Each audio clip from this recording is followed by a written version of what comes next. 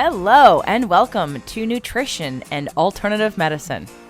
I'm JJ Flazanes, your host. Thank you for downloading today's show. I'll be honest, I had a hard time naming today's episode for a couple of reasons. Before I launch into that story, however, I will tell you, for those of you that are new to listening to the show, while I am the host of the show, I do also have a degree of expertise and knowledge and education in many different topics and areas that I bring onto the show. So I'm not just the host who, let's say for sake of simplicity, is the dumb host asking questions. I actually have something to contribute a lot of the time. Also, with that said, this show allows me the opportunity to get to know people like Karen Newell, who's on the show today, Dr. Eben Alexander, who will be on next week, Harville Hendricks, which you've already heard a couple of times, and other people that'll be on the schedule in the near future. So the show allows me a conversation.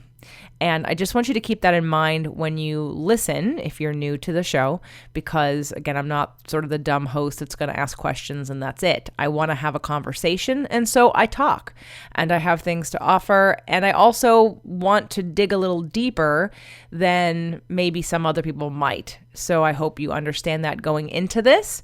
When I do have a guest on, it's always a conversation. I had a hard time naming the show today because I met Karen Newell through Dr. Eben Alexander, who wrote Proof of Heaven, and I started to learn more about her. She is the co-author with him of Living in a Mindful Universe, and there are so many topics that we could talk about that, an hour or even 40 minutes of focused time on one wasn't going to be good enough for me. I wanted to cover a lot of ground. I wanted to establish a relationship, and I wanted to give you a lot of different ideas, and I just got excited about the content. So Living in a Mindful Universe is probably not the most appropriate title for today's show, but it is the book that Karen co-authored with Dr. Eben Alexander, and I hope you'll check it out. She's going to make an offer for you to receive a free audio. It's a brain entrainment audio meditation from her company. And you can go to jjflazanes.com/sacred audio. And there'll be the free offer for that meditation from Karen, as well as next week, Dr. Eben Alexander promotes his 33-day journey, which I believe is both Dr. Alexander and Karen. So you can find both of those offers as well as other things on jjflazanes.com/sacred audio. Karen Newell has spent a lifetime seeking wisdom through esoteric teachings and firsthand experience exploring realms of consciousness. She empowers others by demonstrating how to connect to inner guidance, achieve inspiration, improve wellness, and develop intuition. She is co-founder of Sacred Acoustics and co-author with Dr. Eben Alexander of Living in a Mindful Universe. Welcome to the show, Karen. Well, thank you. Thank you for inviting me. I'm excited about today's conversation. I'm glad that I got introduced to you and your work through Dr. Eben Alexander. And being obsessed with Proof of Heaven, and then being led to you and the work that you've done with him on the latest book, Living in a Mindful Universe. So I've been reading that book and also studying some of your teachings. So I don't know where to start with you. There's so much that we're going to be able to talk about in today's show. My listeners and my audience knows that I'm very passionate about all the things that we're about to talk about when it comes to vibration, frequency, about the brain, about the heart, about feelings, about meditation. Like we have a lot to cover, and they know that I'm not necessarily scientific, but not in the way that you are in this work. So my story came from a place where it just resonated when I heard certain things and certain principles and I started trying them out. Can you give us a brief backstory as to how you even got interested in this work? Like I saw some of your interviews and saw that you were a very curious kid. So was I. So I'm just curious as to what passion, like where the passion was sparked from. Can you tell us a little bit about your story?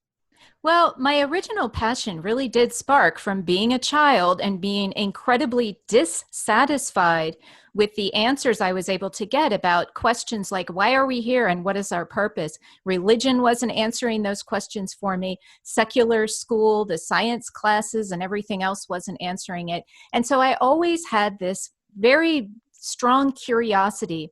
And as I was going through life, as I got a little older, I started to realize that there were alternative kinds of information out there. And so I started kind of a vast reading expedition on things like theosophy and anthroposophy, Kabbalah, very much Western esoteric information is what was interesting to me because I could really grasp that kind of information a little better than Eastern teachings. What I was after was finding the universal truths, the things that all of these different traditions had in common. To me, the contradictions were very confusing, but when they said things that were similar, that's what sparked my interest. And so all of these traditions sort of talk about the idea that we are much more than our physical bodies. Some call it the soul, some call it spirit. There's different names for it, but it's basically an energetic vibration that we all are made up of in addition to our physical bodies. I also learned that there were ways to interact with this kind of energy. And when we're sitting here, going throughout our days, it's not so obvious how to do that.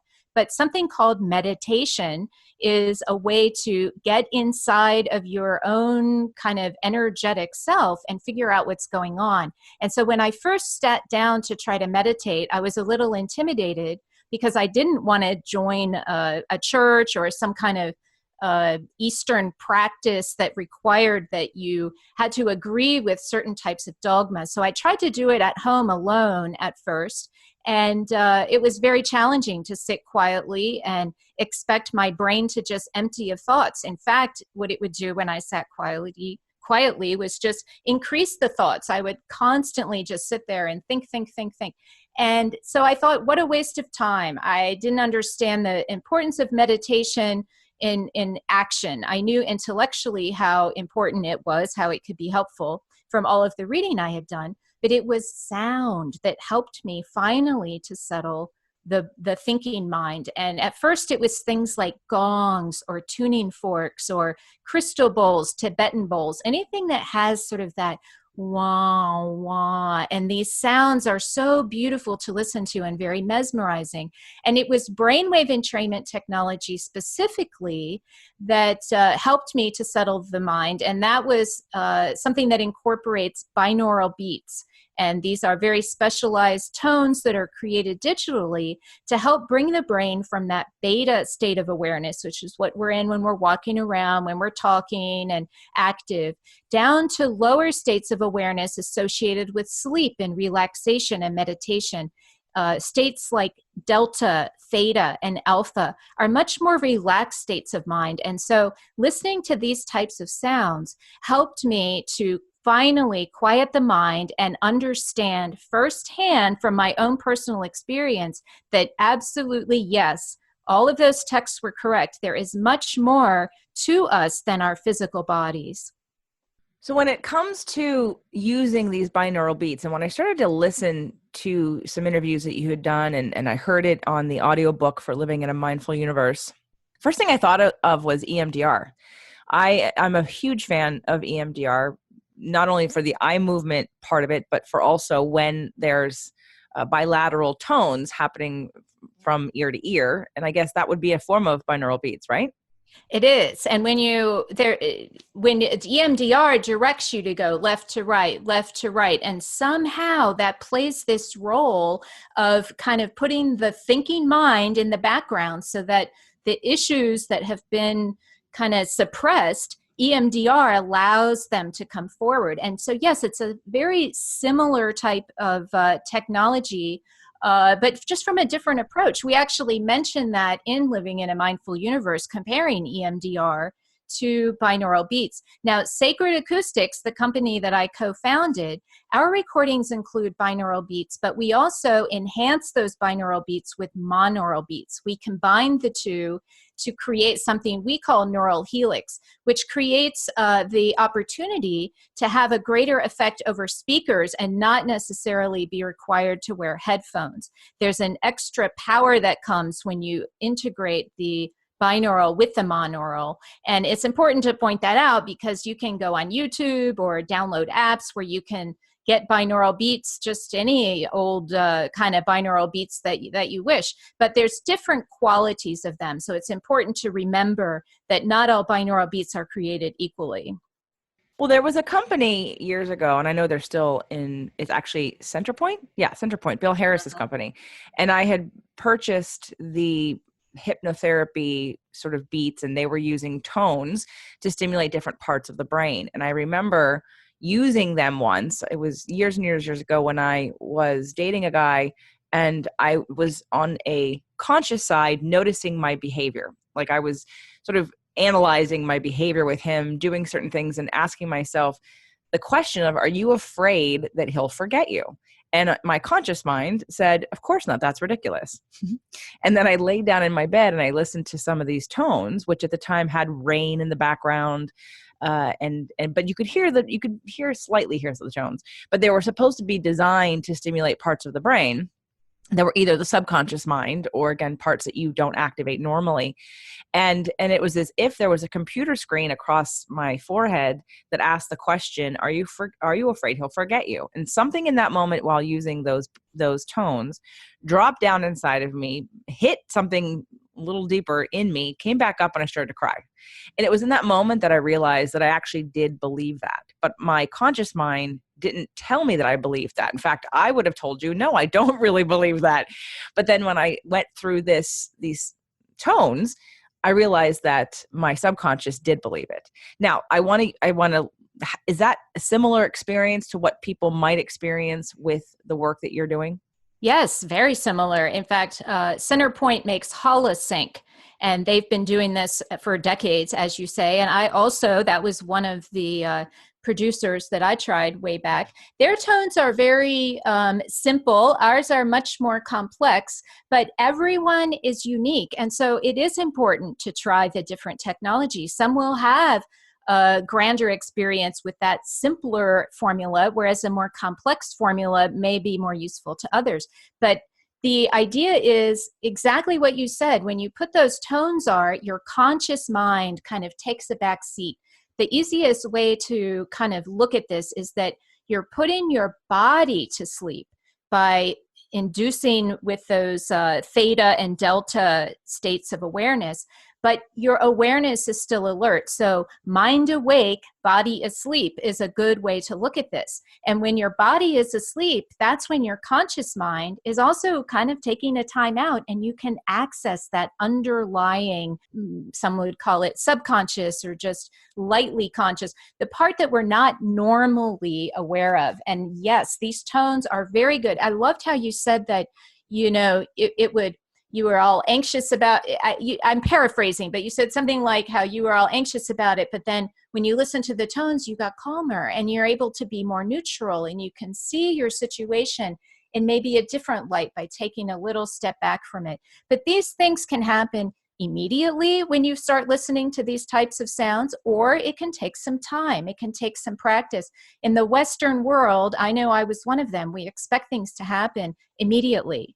We take that pill and we feel it. We know that it's working, but it's not necessarily the case with something like meditation. In fact, the word meditation was a word I avoided for the longest time, because to me it meant you were some kind of ascetic monk separating from the world. And I wanted to bring that sort of otherworldly energy into this world. And I've become more comfortable with that word meditation, but to me, they're more like sound journeys where you're going into your own consciousness and exploring what's there.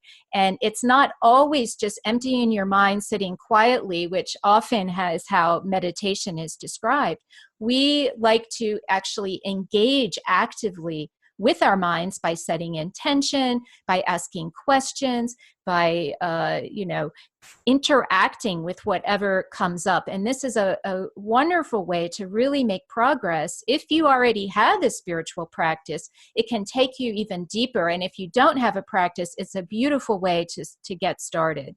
Really, all of us, it's our birthright to understand that we are much, much more than physical beings. There's a spiritual or unseen part of us that becomes accessible when we take the time to quiet our normal thinking mind and access those other parts. One of the things I think most of my audience enjoys about the way I deliver some of this information, not the information that you have, the specialized information, but the general, what you just said about the vibrational, the other parts of ourselves, the spiritual part of ourselves, is that I bring along some of that left brain sort of frequency. Like, let's talk about physics versus sort of the very right brain, just emotional feeling, which I am, but I also can appeal to explain. And I feel like while I've taken some brain quizzes and they said I was like 50-50. I don't know. It depends on which I practice more. If I'm in more of a logical mind, Dr. Alexander definitely feels more like 95%, right? Logic and reason, of course, very masculine and in that logical reason and not emotion and scientific and linear. And when listening to you on the book and listen to your interviews and talking with you now, it's funny you're not the exact opposite of him. You're close enough to him, obviously, that there was a resonance of understanding and science as a background. You guys met at a conference, if I'm correct, right? And you did an exercise together? Correct. And that's how you, and it was something, can you tell us a little bit about that meeting? I want to combine your relationship and what we're talking about. And then I want to move to, just because I want people to know how you're connected and what to expect in living in a mindful universe. I definitely recommend everybody grab that book. The audio and actually the hard copy would be beneficial, but I want to take us on the journey of how that came to be. And then I actually love to go over, let's be a little geeky for a second for me. And I want to go over the different frequencies, if that's okay with you. Sure. Yes. So when I first met Eben, we were at a conference we were exploring sound as ways to access expanded states of awareness. And I didn't know about his book. I knew he was a neurosurgeon. I knew he had a near-death experience. His book hadn't been published yet. In fact, he didn't even have an agent yet. But at any rate, when we met, it was very interesting because I said I had met other people who'd had near-death experiences. And I asked him, what was the most important thing that you learned? Because so many people learn these deep, profound spiritual lessons. And that's what I was expecting him to explain to me. But instead, he looks at me with great passion and intensity and says, I learned the brain doesn't create consciousness. And I was confused, and I looked at him and I said, why would anyone think that it does? And this was kind of the really illustrates the two extremes that our belief systems were at, because I did not believe that the brain created consciousness, because I had already experienced it in a way that convinced me that consciousness is eternal and lasts forever. And so how could the physical create something energetic? To me, that was very obvious through my personal experiences. So this kind of set us into some very interesting conversations. And yes, the first day of the program, we were participating in an exercise, and he happened to be standing next to me. We were all instructed to hold our hands in a circle and feel the energy as it moved to the left, and then feel the energy as it moved to the right. And then we were asked to pair up into partners. And when we did this, we were asked to walk into and then back out of each other's energy field. So one of us would stay still, and the other would walk towards the other person. And the object was to, as we got closer to that person, sort of see if we could feel any difference in the air or, around us. And usually when you do this exercise, you can feel a little heat or a little kind of difference when you get closer to that person. And as Eben and I were doing this, walking in and out of each other's energy fields, he explained to me what he was feeling. And he said to me, I feel the yin and the yang of our hearts joining as one. And I thought, oh my gosh, that's what I'm feeling too. But I wasn't brave enough to say it out loud because I thought it sounded so crazy. But we felt our energy intertwining in such a way that it was very clear that something was going on. And so intellectually and energetically, we felt a very strong connection. And from that point forward, I had for about a year, when I met Eben, up to that point, for about a year, I had been working with Kevin Cossie, who is someone else I met at a sound conference. He is my co-founder of Sacred Acoustics and is the primary audio engineer. And he and I had been making our own recordings for a while, just for fun, our personal use. He was in New York and I was in Baltimore, and we would listen at the same time to these recordings he would make. And we would then tell each other what experience we had had. Now, I had amassed a huge library of different brainwave entrainment and other type of meditative music and sound. And so Kevin and I together went through and analyzed all of that and figured out the best techniques that worked for us and then how to make them better. And so when we met Eben, we, for the first time, invited someone else to listen to what we had created. And when he listened, he actually was up in New York meeting different publishers for his book, Proof of Heaven. And since Kevin lives in Manhattan, met him at his hotel and had him listen to our recordings. And he was blown away. And from that moment forward, Eben started telling me that he and I together would travel the world and teach people all of this. And I thought he was crazy because I had no interest in public speaking or teaching or any such thing. I was just interested in my own personal exploration and growth. But he was right. And over time, he did start including me in workshops he was invited to teach. And through trial and error, we figured out what worked, what didn't work. And so together, that's what we do. And we ended up writing that book, Living in a Mindful Universe, together. Before you continue, I know that, and I haven't gotten past that chapter yet. Did I hear that? Because I know he was super excited about being a part of you guys starting or looking at these tones and having you be in 3 different locations and see what you experienced and getting into a state where you had similar experiences. And I know for him, wanting to return back to his coma state, to the frequency, to the vibration, to this near-death experience feeling that he had. When were you able to get there? Oh, yes. Really, what happened is we would all 3 listen together, and then we would tell each other what happened. And normally we would have a shared intention. So in these cases, we were not saying, let's all go to Eben's near-death experience. We were doing different types of things. I'll give you an example. We might say, let's go back and see what was going on in Earth in ancient times, or what's going on a particular planet. Just kind of just adventurous sorts of journeys. But Eben on his own, we all have different reference points. And mine are different from Eben's. But Eben has that beautiful near-death experience that he had. And so it's very easy for him to remember what it was like to be there. And then when he's in these expanded states, he actually feels as though he's returning to those realms. Now, he'll tell you this one little caveat.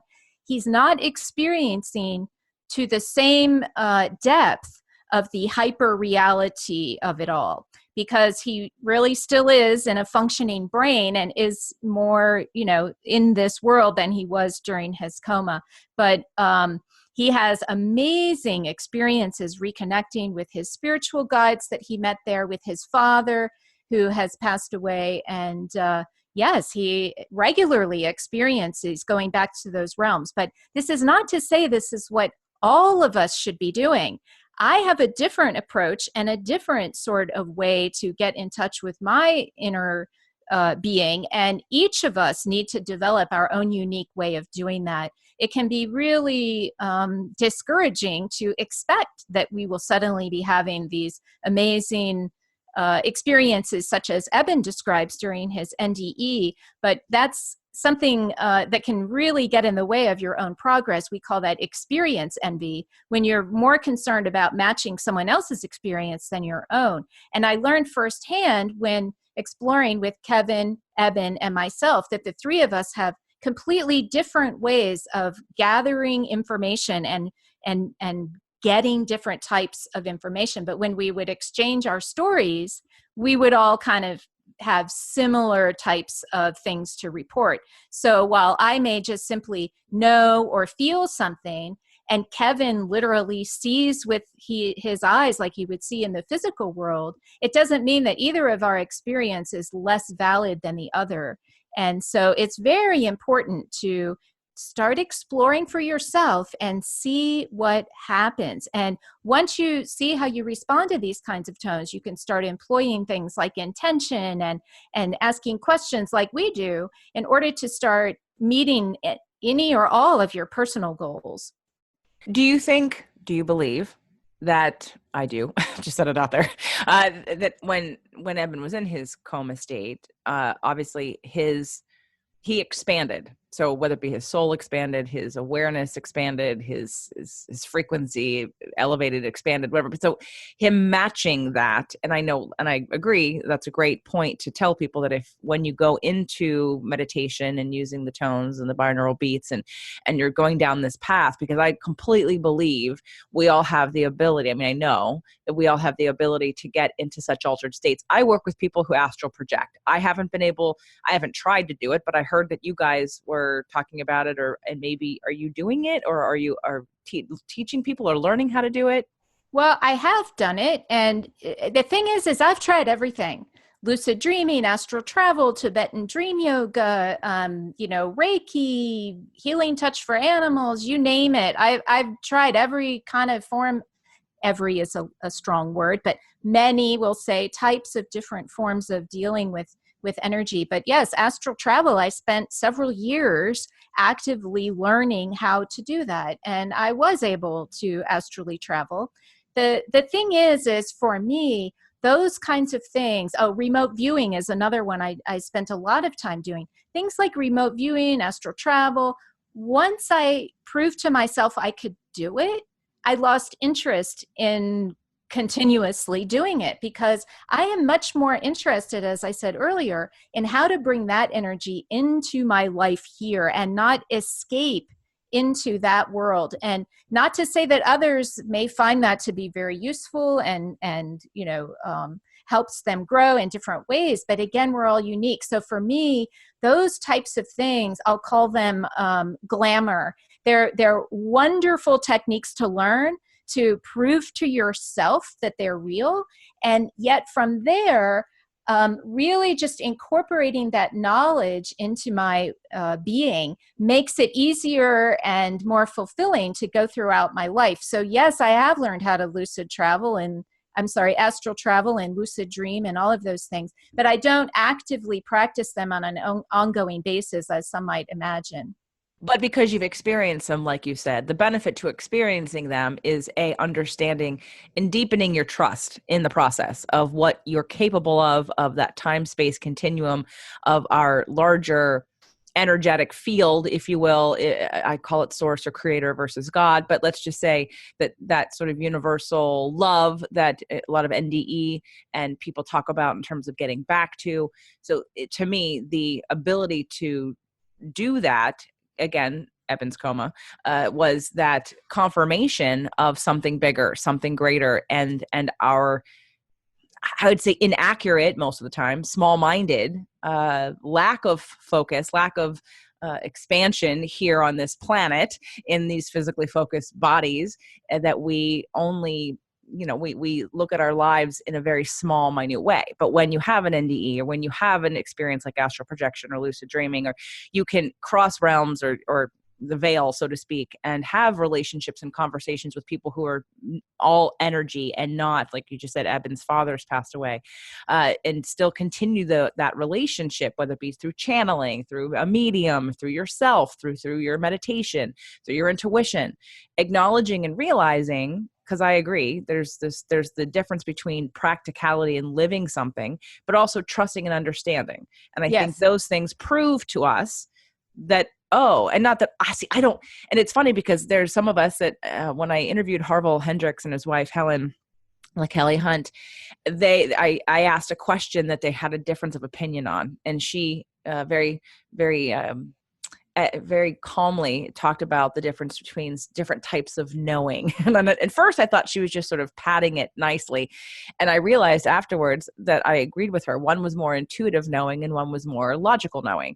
And he uses his logical brain to figure things out and uses science. And she uses her intuition more than he does. And for me, listening to things and understanding, like I said, I have someone I work with who astral projects.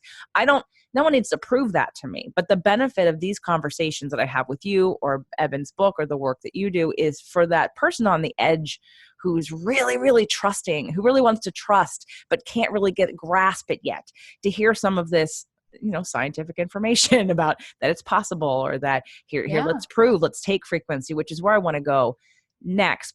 But I know I asked you another question, so I want to go back to that question. The question I asked you was about your sort of left to right brain ratio, or your interest in, like, different than Eben, your interest in science and scientific proof versus intuitive knowing. What would you think your balance would be?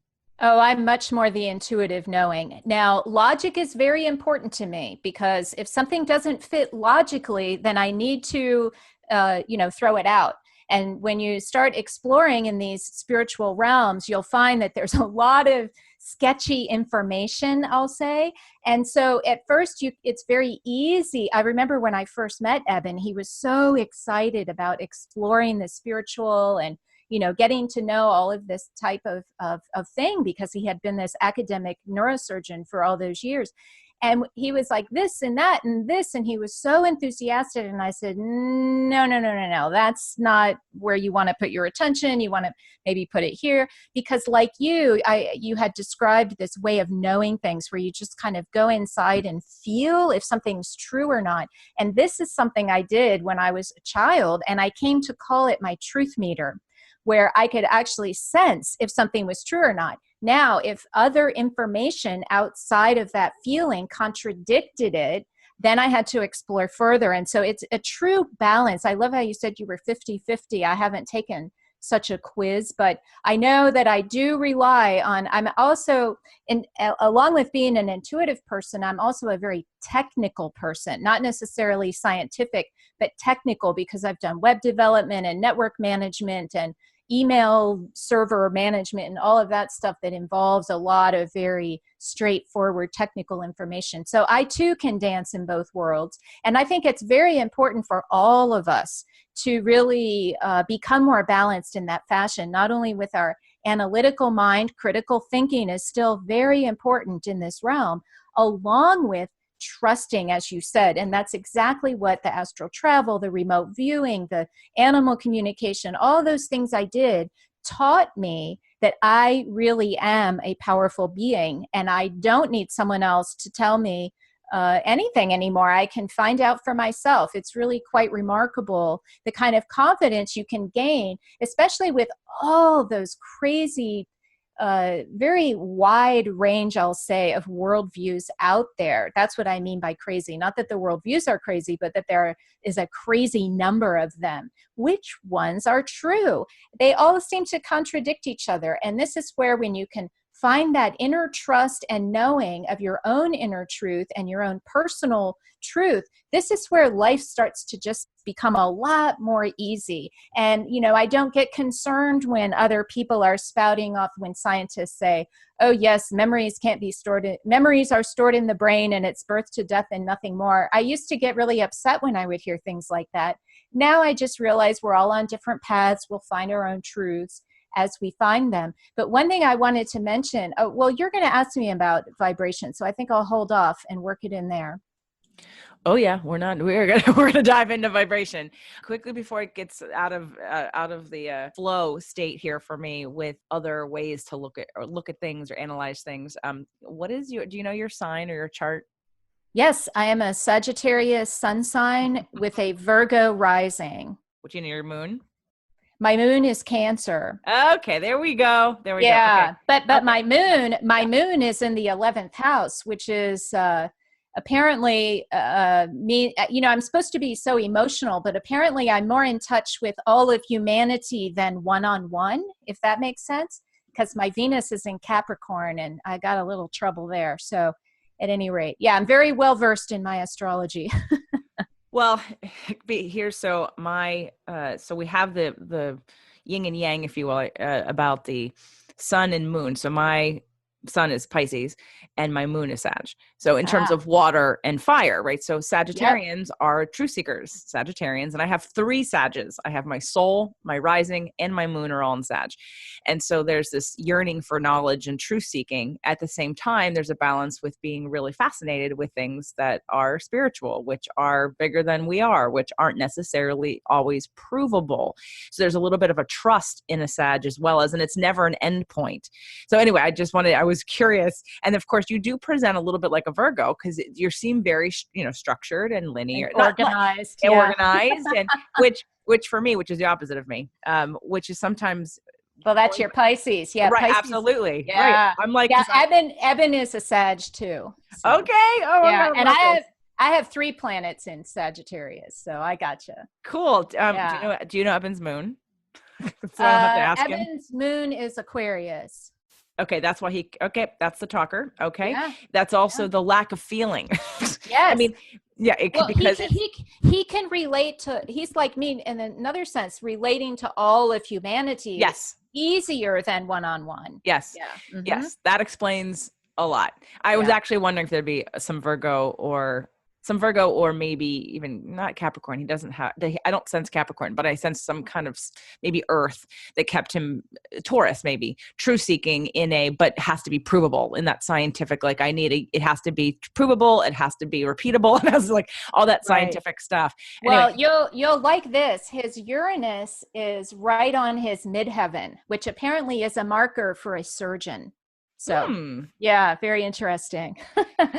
Well, see, and I use that as energy. I see astrology as energy and how people interact with each other and how people interpret information. So taking that and we're going to integrate frequency into this in a minute, and vibration. I want to go over those different levels of vibration and frequency that you go over in the book and that I heard you talk about on another interview. But when people, but again, I'm using it. I use it very scientifically, and some people just think I'm, crazy. And I say, well, but it's that Pisces sort of knowingness where I'm like, no, I know when it resonates. I'm not scientific. I'm not repeating the same situation over and over again and then just looking at one little variable. It's not scientific, but I'm looking at how patterns play out in everyone, in every relationship, how people hear, how people think, how people interpret, what they take on personally, whether it be, anyway, I've just used astrology as a science to me, because again, it's a science of energetic combinations, which also can affect where you vibrate, where your frequency is on a regular basis, depending on how much you're connected to your emotions. And so I think the further away we are from our emotions, the more we're in our head, the less that we're necessarily utilizing the majority of what our power is. Well, I'll tell you something kind of interesting. When I met Eben, of course, I learned he was very much an astronomy enthusiast, very into cosmology, physics, and constantly watching the stars. And of course, I was really into astrology. And so I did his chart. I have the professional software. I can do the charts. And I did his chart and started explaining to him. And it was so funny when he saw, oh, yes, my sun is here. And whatever it is, 14 degrees Sagittarius. And he went back to his own astronomical ephemeris and said, oh my gosh, you're using the same data as we are. And I'm like, yeah, that's the truth. Astrologers aren't making up their own data. It's very funny how the right meets left and east meets west and science meets spirituality in our relationship. And we really are finding a very interesting common ground, because when I looked at Eben's astrology and started pointing some things out to him, he was absolutely amazed that astrology could do what it does. So it's pretty interesting. I'm so thankful, and I'm going to talk to him about this in our interview, of what I think is proof of heaven is his story is the perfect law of attraction story, which I'm going to talk to him about because it's somebody who wanted something so badly, but but had to manifest the exact scenario to get it answered. Right. And it's so interesting to look at it from that angle. Oh, yeah. I'm like, this is perfect law of attraction. It's so specific. And anyway, I'm looking forward to that conversation, but I want to wrap this into also where I do want to bring some science, because everybody hears me talk about emotion on this show. And I want to bring in just a little bit of proof. I had a friend once who, some people, he's a mathematician and again, a Taurus, wants proof, not spiritual at all. So he says, right? But his heart emanates so much more trust and spirituality to me than he says that he necessarily believes, in the way that he acts in the world. And at some point I bought Bruce Lipton's book, and I haven't read it, but because when I heard it, Biology of Belief, I'm like, yeah, totally. Our cells have energy and we act based on our belief systems, which is a frequency, which is an emotion, which is our reality projecting into the world. And then we're matching it. And I didn't read it because I bought it in order to sort of read it, to argue with him, to prove him wrong. And then I thought, okay, never mind. I don't need to do that. And because I know, and I trust, and I don't need to do that. And that leads me to connecting that to the story in the book about the scientist who was opposite of Eben in a conversation, who had a very, negative point of view about some of the things that Eben was talking about in Proof of Heaven. But then he wrote something in a journal after he and his wife got married. It was with the radio that didn't work. And then all of a sudden the radio worked, and she thought it was her grandfather who had passed away.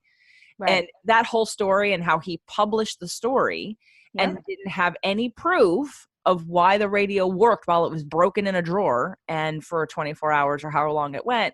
But then however many months later, when Eben saw him at another conference, and he changed his tune. Well, what's really funny, this was Michael Shermer, actually, and he's a very hard line scientific materialist who writes for Scientific American. And he actually, what happened was he told the story in his Scientific American blog that, oh my gosh, there must be something to this. It must have been the spirit of my wife's grandfather that was operating this radio. And then all of his readers started giving him a hard time and said, oh my God, how can you blah, blah. And he immediately then backpedaled on his whole story and said, oh, there must be an explanation. And when Eben saw him again and said, oh, what was that explanation? He said, oh, we don't have one, but we know it can't be true. He defaulted right back to his materialist attitude after being chagrined by his readers. That was the shame of it all. So definitely. And that's where when someone, like, let's say, using him as an example, I see that as someone who has so much fear about being accepted that they can't decide to take a risk about what they think might be truth, and being comfortable saying, I don't know. And so I'm not going to try to convince that person. Here's where I want to link this into frequency. So, because to me, sometimes I believe that a lot of scientific effort is really about, and we all know that you can take any study, and depending on what you're trying to find, depending on how it's conducted, which half the time is not necessarily, you take a small test group of people and you're coming up with some crazy claim, and and it's not at all controlled. There's so many factors that aren't being regulated that could influence the outcome, and yet we're making a claim. So it's really like whatever you're looking for, you're going to find if you set it up correctly, which to me leads back to vibration and frequency. So if this person is unwilling to, they're stuck in in an emotional frequency of distrust, of fear, of shame, of things that they're not really opening up their mind, and they have a lack of trust because they need to have something repeatable, something so concrete. Yet this world is not concrete at all. There is nothing about, not nothing, but there's so much, so changing that to me, it's always some of the smartest minds. People say, oh, well, that person's so smart. He's a scientist. He went to MIT, whatever, blah, blah, blah. I'm like, okay, he's human. And, right. And we all die and we all have experiences. And it doesn't mean that there's not another explanation. So now I believe that's going to be, we're going to run into people. We're going to learn our lessons based on the frequencies and the beliefs that we have. So with that, can we go over for my audience, the geeky side of the science of vibration and frequencies? Yeah, in terms of the sounds that we create, the different frequencies are targeted to, Eben would say, as a neurosurgeon, they're targeted to influence the lower brainstem. And so as these frequencies vibrate at these different rates, it actually affects the lower brainstem, which is a very primitive part of the brain, and returns us to that pure vibrational state. And so it's very challenging to know exactly what's happening with the sound. And I like to make sure I point out that this is a theory of Eben's, because there's many different theories and not everyone really knows exactly what's going on there. But the idea of frequency for me, I love how you describe that I think you're describing this, that we each have our own frequency, and that frequency is created based on our particular emotional state. And so this is where I love to bring in, for me, the science that really helps me understand how all of this frequency and vibration works is actually from heart math. And the Heart Math Institute in California has been studying the heart scientifically for decades. And what they found is that it emits an electromagnetic field in the shape of a torus. And so it comes out the top of the head, kind of like the hole in the center is the top of your head and then where your heart is. And it comes out from the heart around the body like a donut in all directions, and it's moving constantly. This electromagnetic field, which is made of electromagnetic vibrations, expands and contracts based on your emotional state. So this field is manageable by each of us. And it's actually our birthright, I say, to understand how this works, because this is going on whether we realize it or not. Our thoughts and emotions are affecting this electromagnetic field. What's so interesting is that they found that my electromagnetic field is affecting your electromagnetic field if you're nearby me. So whatever is inside your own electromagnetic field of your heart is influencing people around you, whether you realize it or not. And so if you're in a bad mood, you're kind of spreading that bad mood to other people. But if you're in this big, happy, gregarious mood, you're spreading that happiness to other people. They have done studies where people sitting across the table from each other, one person is performing what HeartMath calls a coherence technique. A coherence technique is simply generating a feeling, not a thought, but a feeling of gratitude in the heart. And when one person does this, the other person sitting across from them, their heart rate variability and their brainwave state starts to match the person sitting across from them. And so this is something that has really helped me. One school of thought taught me that thoughts are electric and emotions are magnetic. And so that electromagnetic field, I feel as though I have direct ability to influence by consciously managing my thoughts and emotions. And to me, this is the meat, the heart of the vibration. Now, when we first start listening, I'll tie it into the music again. When you first start listening to Sacred Acoustics recordings, we have a free download, and it's our ohm frequencies. And many, not all, but many of our recordings begin with these ohm frequencies. And when people listen, we advise that you actually vocalize the ohm along with the recording. So anything that creates a vibration in the back of your throat, when you can create that vibration and feel that vibration in your physical body, and then hear the vibrations of the tones while you're using your thought and emotion vibration to set an intention, the three of those things, the physical, the non-physical, and the sound, work together. They seem to resonate. And when you are focused on a particular thing, let's say you want to know, what's my purpose for being on this planet? That's a huge question I know that I had and that many people have. The technique I applied in order to learn how to fulfill my purpose, I wanted to know in my head, what is my purpose? What is my purpose? And I asked that question constantly in meditation. And I got various answers, but I didn't believe any of them.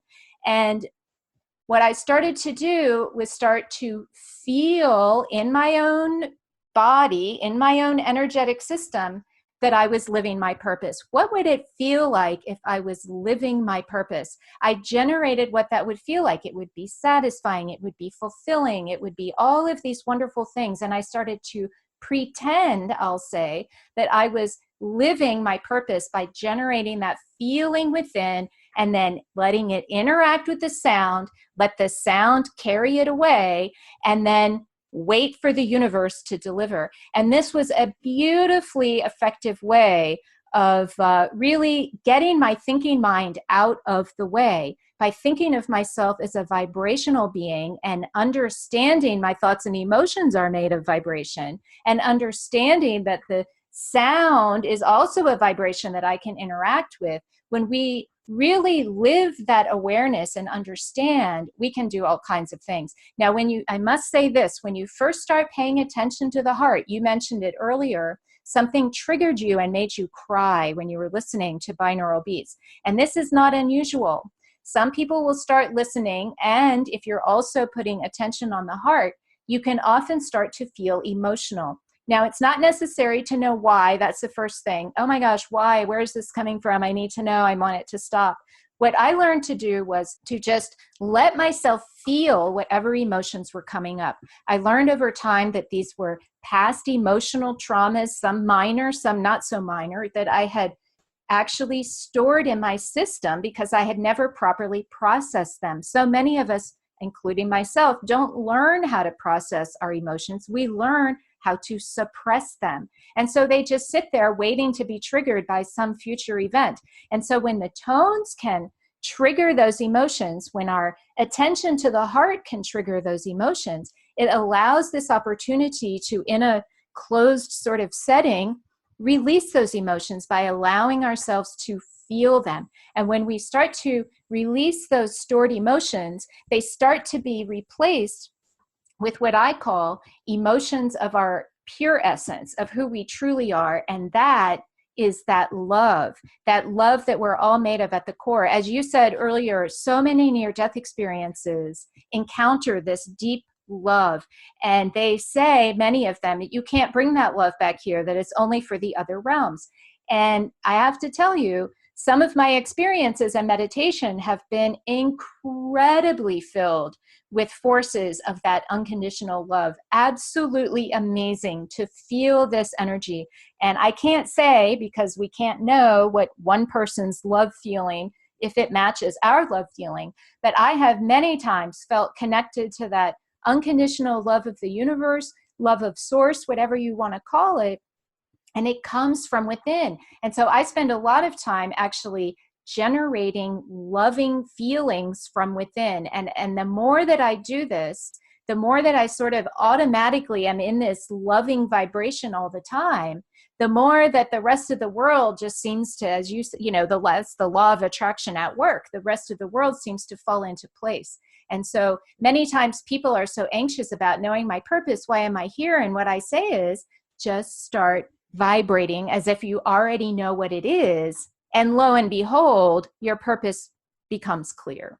I'm glad you mentioned that about the near-death experience and the love and being able to get there without having it near, or, in your mind, getting there, your feeling of getting there without having one. There's been many meditation retreats and things that I've done where people's goal, and not everybody accomplished it, was to get what they called was a direct experience. And their direct experience left them in this euphoric state for a long time with that sense of oneness and connection with all. And I do believe that you don't have to have a near-death experience to do it or to get there. And I'm someone who likes to promote or find ways to vibrate, to practice, to take time, to set aside time. I'm trying to help teach people how to process emotions, because as you mentioned, most of us don't, and we spend the time repressing. So we talk a lot about addiction on the show, and anxiety and repressed emotions. And I heard you mention in the other interview that I saw that you did, but that, you at first thought maybe it was a problem that you were experiencing negative feelings from the binaural beats, which we discussed earlier in the show. I mean, we could talk for like 2 or 3 hours today. I'm like, there's so much to talk about. But that's kind of the point of EMDR, right? Like EMDR is about dislodging those sort of stuck negative experiences that run our lives and our subconscious, bringing them to the surface so that we can feel them and release them. Exactly. And so would you say, and by the way, everyone who's listening, you're going to get a free download, and we're going to go to jjflizanes.com patreon.com/sacred audio. And you're going to get the free download to try some of this with the binaural beats. And then of course there's I think there's a free video series, and then you can purchase other audio programs for specific situations. So you can go to jjflizanes.com/sacred audio, and you can start right now. It's a 20-minute audio, and I would recommend that you practice it often. Now, let's talk about, I still want to go back for a second though before we talk about how to use that, how for people to best use that audio and what they should expect to get out of it, and sort of the process of, again, experiencing and releasing, and maybe not having such a specific goal in mind that might shortchange them from an experience that they would have if they were just open to receiving and allowing the process to unfold for them in whatever direction they need to do. But I really want to, just because, again, I just want to add a little geeky science in here that I can't provide, or I could, but I'm not an expert in it like you are. The different levels of frequency and the different states of vibration that we experience, like gamma and theta and beta, and where, like explaining those a little bit. Can we go over that? Okay, yeah. Well, beta is the easiest to explain because that's the state we're in, walking around. That's the state we all seem to want to escape when we want to, quiet the mind. And as measured by an EEG device, which measures the electric signal coming out of the brain, that's roughly 12 to 30 hertz. And below 12 hertz, that's where the magic comes in. So roughly 8 to 12 hertz is alpha. That's known as kind of a relaxed state of awareness where you're getting quiet and maybe very focused on one thing. Theta is roughly 4 to 7 hertz, and that is associated with deep meditation. Theta and alpha are both associated with dream sleep. Now, delta is associated with sleep and coma. That's 0 to 4 hertz. And it's that border between delta and theta I talked about earlier, right around 4 hertz, that seems to be a nice little magical sweet spot for a lot of people. We call that the hypnagogic state. And we're actually all in that state every single day as we're falling asleep at night. So the body is starting to get relaxed, but our mind is sort of wandering, kind of half asleep, maybe reviewing events of the day, but starting to get quieter. We're in that state again when we wake up in the morning, although then it's called hypnopompic state. But that's where you're first, kind of realizing, oh my gosh, where am I? If you're in a hotel room or something. That's the state that we're trying to induce when listening to these different frequencies. And so it can behoove all of us to get out of that beta state of awareness that we're in all the time. Now, interestingly, last year we completed a pilot study with a psychiatrist in Manhattan in New York City. She wrote up that paper, and it's actually been provisionally approved and accepted by a medical journal, the Journal of Nervous and Mental Disease. And in it, we found that her patients, when they incorporated listening to these recordings on a regular basis for at least 2 weeks, found a 26% reduction in anxiety just by adding tones to their daily routine. And so they were allowed a lot of flexibility in how to listen. And I've just actually completed a little booklet that includes all of that protocol, and it will become available to the Sacred Acoustics website in the next month or so, hopefully by the time this interview is up. And you will find that exact protocol that was used. And there's also a second book called Heart, which focuses on all of the emotional aspects we've been talking about, and a third one called Spirit, which really you kind of want to have your thoughts and emotions and some kind of ability to manage them before you move on to Spirit. But that's where we get into more interesting types of ways to interact with consciousness beyond just quieting the mind and dealing with our emotions. And so there's a very wide range of ways to approach listening, and there are many benefits that come, and each of us is unique in those benefits. And so it's important to try to, for yourself, to see what might happen for you. So now let's talk about the protocol that the short protocol, I guess, maybe, that you would recommend just for the average person who's going to download this free audio and try it out. Yeah, well, this is a 20-minute file, so we highly recommend that you use headphones or earbuds. This is so you can get the full effect of the two different frequencies in the ears. And but if you only have speakers, that's okay. You're going to want to have good quality speakers and very recommended that you have a 2-speaker system. Very common. We have these 1-speaker systems now that combine the left and right channels. But again, there will be some effect, but not as much. There is a series of what I call training videos, also free on the website, that will get you started. But basically, you want to put that recording on and listen to it at least once a day for 20 minutes. That's all it takes. And from there, you can, have goals. You can set personal, different kinds of things, keep a journal and all of that. That's all included in the training series videos, also free, like I said, but just start listening. That will help you once a day and see what happens. That's awesome and exciting. And I can't wait to continue using it myself. I just downloaded it today. Karen, we could probably talk for a long time because I find that you can add so much more credibility to some of the skeptics who think that, oh, she's just woo woo and this isn't scientific or provable, and you're being able to provide more of that scientific data that, quite honestly, I have interest in, but my brain goes, oh, I just know it. Do I have to prove it to somebody else? Can't you just? Well, JJ, I am like you, and I will credit Eben with kind of forcing me to speak in more scientific languaging for people like that. But the bottom line is your proof comes from your own personal experience. And it's really important to try it for yourself and not just armchair, decide that you know how it all works. That's the main message. Yeah. And being open, when you were talking about learning how to astral project and the lucid dreaming and things, like, I don't have any, not that I believe it. Like, when people tell me things, I go, yeah, okay. Yeah, I believe it. I don't have to do it to believe it. There's just a knowing I have about, yeah, I trust that that's possible. And other people who come to me. So, but to hear that you can train yourself to do it, I mean, maybe I might be interested in one day, but currently, I love hearing that we're starting to incorporate this in a more mainstream way to help more people, because ultimately the whole goal of, I believe, your books, your work, my work, is to help free people into a life, into an experience, into an empowerment, into a co-creation, using intuition, really getting out of what I think our society has become more of. Now, again, it depends on what you're looking at, right? Whatever your frequency is, if you're looking for more people who have more addiction and anxiety, which there are, because we're speeding up the rate at which information is traveling and that we're getting it.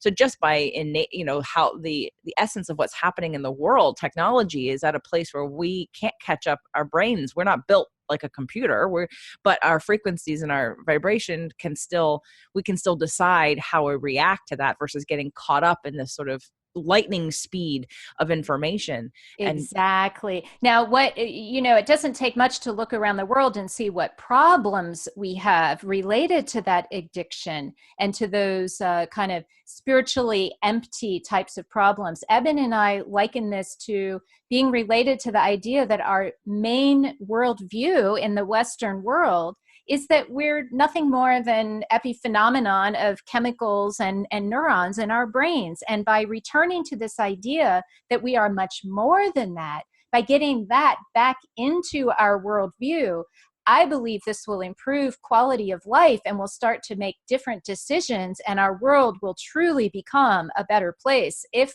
we all start to realize we are more than just products of chemicals and neurons by some bizarre chance. It's much more deliberate than that, and we are here for a purpose, and it's time for us to really understand that and start applying it in our lives.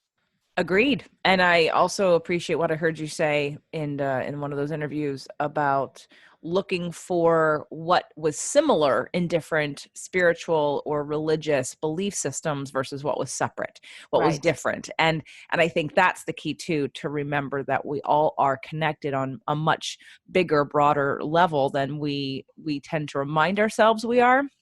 And that doesn't necessarily mean you have to always be with people, but just on an energetic level. And again, everyone that I've ever heard who's had an NDE, every interview I've seen, everything I've read, obviously Dr. Alexander, it's that I hear that and I go, yeah, I know that. yep, that's what happens. But Yep. the average person goes, no, no, no, no, that's not what happens. I'm like, okay, well, you'll learn. Yeah. I've even had Yeah. conversations with clients that who are skeptics or don't believe or haven't asked the question or they're not curious. And I go, oh, that's fine. That's fine. So whenever you cross over, you're going to know, you're going to come back. Yeah. You're going to come to me in a dream and be like, oh, hey, it's like, it's fine. You're going to get that you're so much bigger than this. And Well, you have to meet people where they are. And I had to be met where I was. I wasn't ready to hear all of this maybe 15 years ago, So it's all an evolution and we're all in this together, as you said. Yeah. And we want to just tap into and connect with those who are searching for this information. They are curious. You are ready. And for no other reason. I mean, I just posted something on Instagram yesterday that said, people aren't going to hear what they're not ready to hear or something like that. And right. And someone just wrote back on my post and said, oh my gosh, this is so true. My mother gave me all of your books and I wasn't ready till now. And I found your podcast on my own. Like what, divine timing is timing. And like you've mentioned on this show today, we all have our own separate journeys. Our paths are going to be different. Our goals are going to be different. Our experiences are going to be different. And ultimately, we're all just here to help each other live a better life while we're here and to experience as much of that deep connected love and abundance and trust now versus we don't have to die to get there. We can do it now. And I think that's what everyone's seeking. Let's get off medications and stop repressing our feelings and embrace the wholeness, the oneness, the love that we really are. And these are techniques that can do that. So I'm very excited to start using the free audio from you and have everyone else download it. Again, it's jjflazanes.com/sacred audio. Listen to the trainings, do the videos, and start doing the 20-minute meditations and the binaural beats. And I can't wait to revisit this. And I'd love to have you back on if you're interested, Karen. Oh, absolutely. And then we could go even deeper after you've tried some sound. I would love that. So are you doing any kind of events? I know I want everyone also to get Living in a Mindful Universe if you haven't, as well as Proof of Heaven, because they're both amazing books that can give you insight and continue helping you. And if you're that person who is slightly skeptical still or needs that scientific data or needs all of that or just wants to have it or wants to help other people with it, again, they're books worth having in your library. Yeah, and our events, if you could just go to either sacredacoustics.com or ebenalexander.com, it'll list all of our different events. But something we're very excited about this year in October 2019, we're going to be teaching 2 separate week-long training courses to practitioners so that they can actually learn how to apply these recordings in their practice. And for those who need a coach or a therapist to help them along with some more severe issues, they will be equipped to do that with the sound. Well, I'll be looking into that. Where is that training?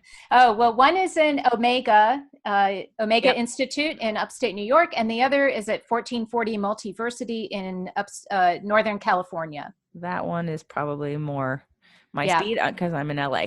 Okay. They're both in October, and the dates and all the information will be listed on our website shortly. Excellent. Well, Karen, it's been such a pleasure to have this conversation with you. I look forward to having you back after I've had a little more experience. And yes, I'd love to go deeper because everyone who's listening to this right now has most likely, if they're a member of my community, has done other kinds of meditations and they're always looking for sort of the next step of growth and expansion and any kind of tool that can help them get there because we're all, again, seeking some of that same love and trust on a more regular basis to help life. Wonderful. Thank you for doing what you do.